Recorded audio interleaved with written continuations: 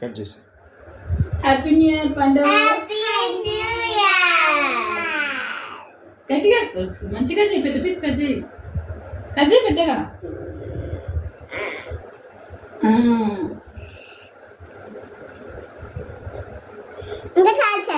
ఇంకా చాలు happy new year.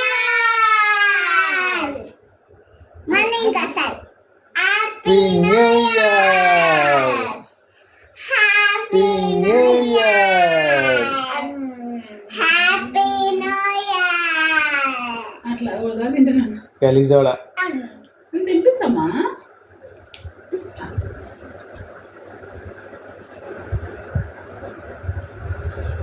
ఏ